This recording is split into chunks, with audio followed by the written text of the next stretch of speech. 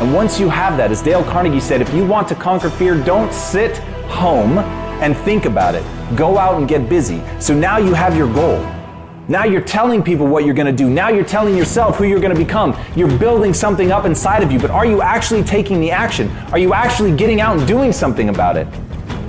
And it is terrifying to me how people can pacify themselves with a sense of accomplishment simply by having a goal, simply by telling people that they're going to do something, simply by fantasizing about what they're going to accomplish. And let me tell you right now, the thing that separates the people who dream from the people who execute is a willingness to act. And at the end of the day, nothing is going to stop you. Not fear, not inability, not inadequacy. The only thing that will stop you is failing to start.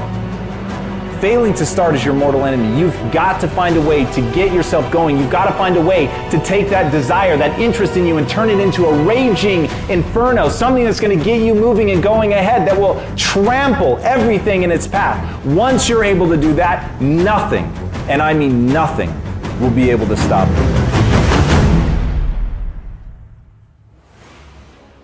As John Wayne said, courage is being scared to death and saddling up anyway. Here's the secret. The people that do the most with their lives, the people that seem the most self-assured, the ones that seem to embody confidence, the ones that seem to define confidence, they're the ones that had to face down the most fear. They simply didn't linger in it. They faced up. They took action. And in action, they began to tame the fear. And that's the most ironic thing about being a human, is the very thing that you're terrified of doing, actually taking a step into the unknown, taking that step is the very thing that will cure the fear. It's the very thing that's going to suppress that. It's the very thing that's going to give you the confidence, because in that moment, all you're trying to do is process what's around you, and your brain does not have the opportunity to explore and be afraid at the same time. And when you understand that, when you understand that the ally that you have is movement, the ally that you have is momentum, the thing that you don't need to be afraid of is fear, because that will be quelled by doing something. That will be quelled by facing your fear. That will be quelled by saddling up even when you are at your most terrified.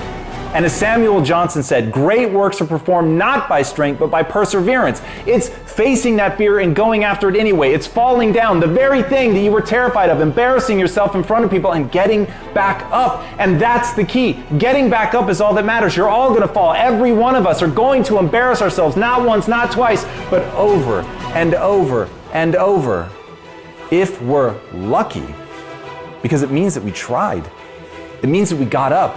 It means that we cured our fear by taking action. It means that we took a risk. It means that we put something at risk. It means that we took that fragile part of ourselves that lives inside, that wants to hide, that wants to move backwards, and we ripped it open and we laid it bare and we said, what will come, and whatever it is, I'm going to learn from that. Whatever it is, I'm going to push through that. Whatever it is, I'm going to persevere, because on the other side of perseverance is a sense of self, a sense of confidence, of being reborn, of being something new, because you built upon yourself. You took that ember of fear and you turned it into something powerful, because you weren't afraid. You didn't back down. You weren't worried that that would be a permanent state. You understood that it was only a step on a longer journey. And when you can see your life as a long journey, and that you know perseverance is what it demands, then you'll stay the course.